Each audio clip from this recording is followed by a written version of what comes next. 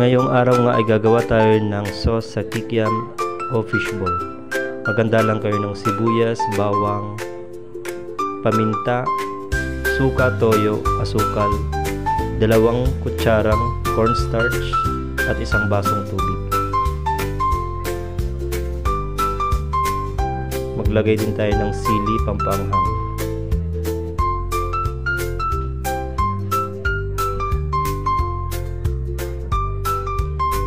Haluin nyo lang sa plato yung tubig at cornstarch. Simulan na nating mag-isa. Unahin natin yung bawang.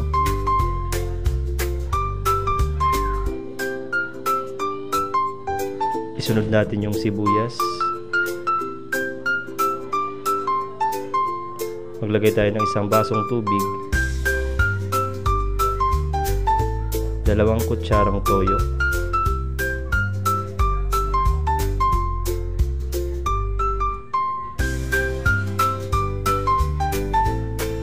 Ilang kutsara ng asukal, depende sa tamis na gusto nyo.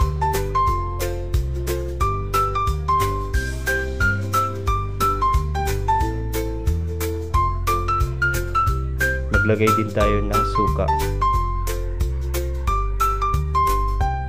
Ihalo na natin yung cornstarch. Halo-haloin lang ito hanggang sa lumapot.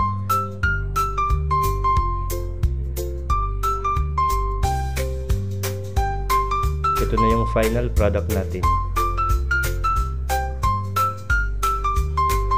Masarap tong sausawan.